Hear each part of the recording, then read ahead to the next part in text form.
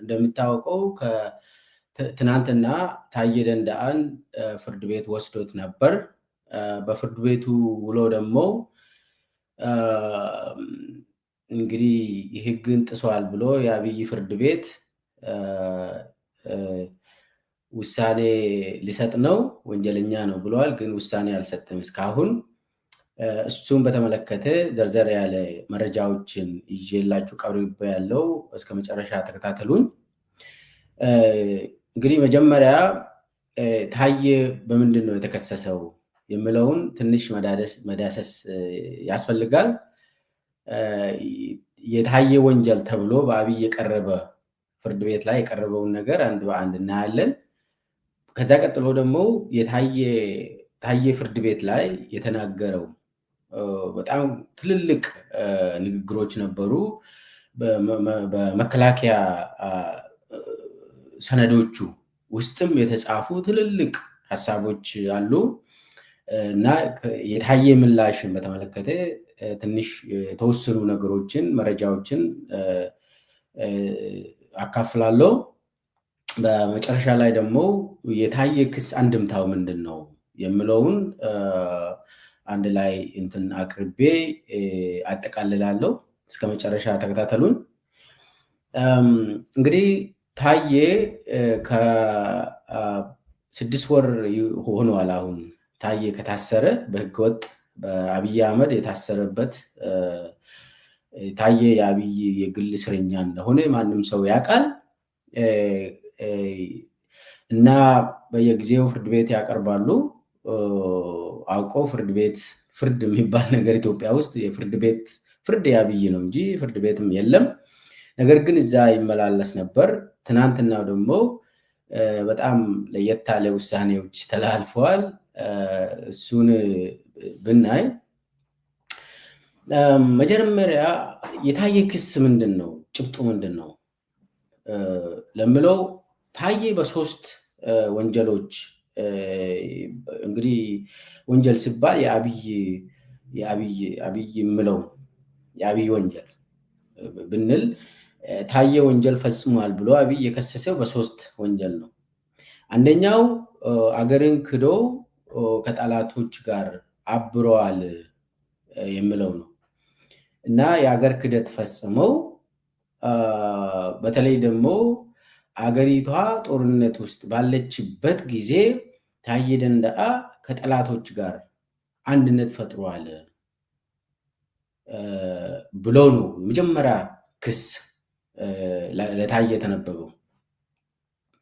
አንደኛ ኦፊሻሊ እንግዲህ ፍርድ ቤት አገር እንግዲህ ይሄ የአቃቢ ሕግ ክስ ነው። ኦፊሻሊ አገር ጦርነት ውስጥ ነች ብለው በፓርላማ የታወጀ የለም። ነገር ግን እናውቃለን የአብይ ጦርነት ነው ኢትዮጵያ ውስጥ ያለ። ያንን አምኗል። አገር ጦርነት ውስጥ ባለችበት ጊዜ ታዬ ደንደአ ከጠላት ጋር አንድነት ፈጥሯል፣ አገርን ክዷል የሚል ነው። ለዚህ ደግሞ ማስረጃ ብለው ያቀረቡት የታዬን የሶሻል ሚዲያ የፌስቡክ ፖስቶችን ነው። እናም ታዬ ቢቢሲ ላይም የተናገረውን እሱንም እንደ ማስረጃ ብለው ለፍርድ ቤት አቅርበዋል ከሳሾቹ፣ የአብይ ከሳሾቹ። እንግዲህ ታዬ ጠላቶች ጋር አብሯል ተብሎ ተጽፎለት ለታዬ የተነበበ ውስጥ የሚገርም ማን ነው ጠላት ማለት ብለን እንጠይቃለን። ያ የተነበበ ውስጥ ጠላት ተብሎ የተዘረዘረው 2 አካል ነው። ታዬ እንግዲህ ከጠላት ጋር አብሯል፣ አንድነት ፈጥሯል፣ አገርን ክዷል የተባለው 2 ጠላቶች ተብሎ በአብይ ትዕዛዝ በአብይ አቃቤ ሕግ የተነበበው የኦሮሞ ነፃነት ሰራዊትና ፋኖ ነው። እነኚህ 2ቱ ኦኤልኤ እና ፋኖ ጠላት ነው ብለው ያ ፍርድ ቤት ላይ የተነበበው ክስ ታዬ እንግዲህ ከ2ቱም ጋር አብሯል፣ ከ2ቱ ጋር አንድነት ፈጥሯል ይህንን በማድረጉ አገርን ክዷል ብሎ ነው የመጀመሪያ ክስ የቀረበው። እንግዲህ ታየ ከኦኤልኤ እና ከፋኖ ጋር አንድነት ፈጥሮ አገርን ክዶ ተብሎ ነው በፍርድ ቤት ላይ የተከሰሰው። ይሄ የመጀመሪያው ክሱ ነው። የታየ ምላሽ በኋላ እናያለን። ሁለተኛ ክሱ ደግሞ የመጀመሪያ ክስ ኦልሬዲ ከጠላት ጋር አንድነት ፈጥሮ አገርን ክዷል ነው።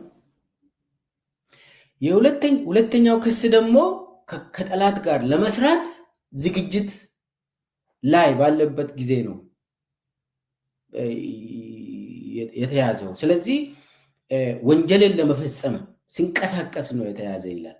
ያ ወንጀል ደግሞ በማህበራዊ ድረገጹ ላይ እና ከቢቢሲ ጋር ያደረገው ቃለ መጠይቅን ጠቅሶ እንግዲህ ማስረጃ ብሎ ያቀረቡት ተመሳሳይ ነው። ተመሳሳይ ማስረጃ ነገር ግን የተለያየ ክስ ተብሎ ነው የቀረበው። የሁለተኛው ክስ ስለዚህ ሁለተኛው ክስ ተብሎ ጭብጡ የቀረበው ወንጀልን ለመስራት እየተንቀሳቀሰ ነው። አንደኛ ፌስቡክ ላይ የሚጽፋቸው ፕሮፓጋንዳዎች ናቸው። ያ ፕሮፓጋንዳ ደግሞ ህዝብን የሚያስፈራና የሚያስፈራራ ነው። በዚህ ፕሮፓጋንዳ ደግሞ ጠላት ጋር ለመስራት እያቀደ ነው እና አገርን ለመካድ እያቀደ ነው፣ ወንጀልን ለመፈጸም እየተዘጋጀ ነው ይላል እና የመጀመሪያ ክስ ወንጀልን ፈጽመዋል ብሎ ነው።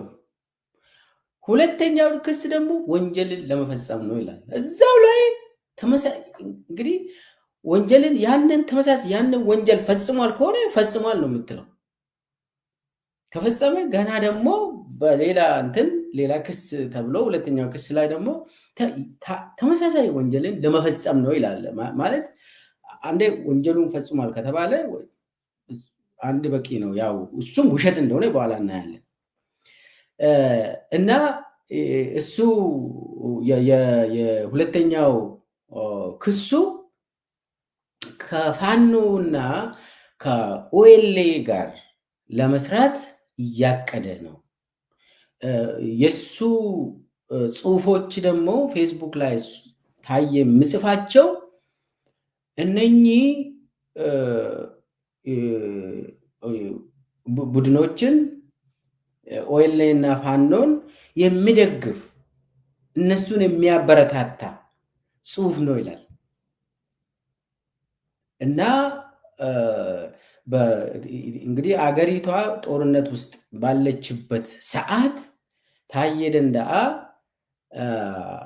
እነኚህ ጠላቶችን ለመደገፍ እነሱን የማበረታታት ስራ ነው የሰራ የሚል ነው። ያ ደግሞ ለወንጀል የተዘጋጀ ነው የተያዘው ይላል። ስለዚህ የመጀመሪያው ወንጀል ፈጽሟል ነው። ከኦኤልኤ እና ፋኖ ጋር ተመሳጥሮ አንድነት ፈጥሮ አገርን ካደ ነው። ሁለተኛው ክሱ ደግሞ ከኦኤልኤ እና ፋኖ ጋር ለመስራት እነሱን በማበረታታት ወንጀልን ለመስራት አገሪቷን ለመበተን እንደዚህ ለማድረግ ማስፈራራት ምናምን ለወንጀል እየተዘጋጀ ነው ይላል። ሶስተኛው ክሱ ደግሞ ህገወጥ ጦር መሳሪያን ይዞ በመገኘቱ ይላል። ህገወጥ ጦር መሳሪያ እና ማለት ታየ ጋር የያዙት አንድ ክላሽ እና ከአንድ ክላሽ ጋር ሁለት ካርታ ነው የያዙት። እነኚህ ሶስቱ ናቸው የታየ ክስ ተብሎ የቀረበው። እንግዲህ ታየ ከፍተኛ የመንግስት ባለስልጣን ነው። የሰላም ሚኒስቴር ዴኤታ ነበር። በፓርቲ ደረጃም ከፍተኛ ስልጣን ነበረው። የጨፌ ኦሮሚያ አባል ነው። ስለዚህ ታየ ጥበቃ ነው ሲንቀሳቀስ ነበር። በኋላ ግን ታዬ ጥበቃን እንዳያገኝ ተደረገ። ጥበቃውን ካነሱ በኋላ ደግሞ ታዬ ላይ ግድያ ለመፈጸም የተለያየ ጊዜ በተለይ አዳማ ስብሰባ ሲሄድ ግድያ ሙከራዎች ታዬ ላይ እንደተደረገ ታዬ ራሱ ተናግሯል። እንግዲህ በኋላ